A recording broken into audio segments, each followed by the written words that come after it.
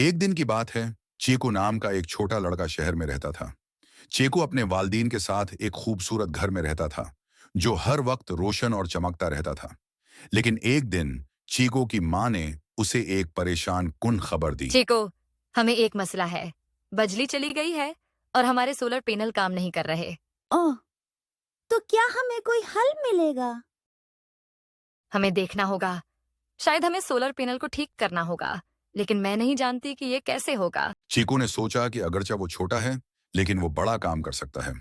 उसने अपने 3 दोस्तों मैक्स, लिली और लियो को बुलाया। हेलो दोस्तों, आप सब कैसे हैं? हम ठीक हैं। चीकू, क्या बात है? मेरी माँ ने बताया कि हमारे सोलर पैनल खराब हो गए हैं। क्या आप सब मेरी मदद करेंगे? जरूर चीकू, हम सब मिलकर उसे ठीक कर सकते हैं। हाँ, हम सब मिलकर बड़ा काम कर सकते हैं। चीकू और उसके दोस्तों ने फैसला किया कि वो मिलकर सोलर पैनल तलाश करेंगे और उसे ठीक करेंगे। सबने अपनी अपनी चीजें तैयार की और बाहर निकले। आइए, हम सब देखते हैं कि सोलर पैनल कहाँ है। यहाँ से शुरू करते हैं। चीकू, मैक्स, लिली और लियो ने अपने घर के इर्द-गिर्द तलाश शुरू की।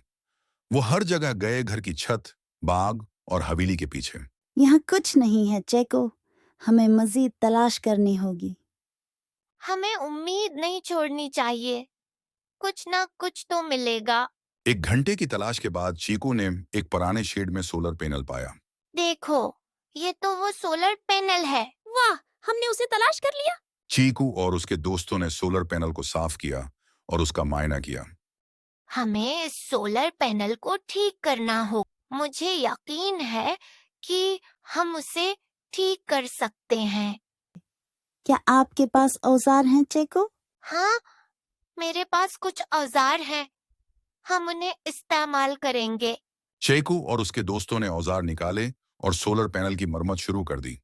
उन्होंने पैनल की तारों को दोबारा जोड़ा और चीकू ने सोलर पैनल को अच्छी तरह चेक किया। क्या हमने सब कुछ ठीक कर लिया?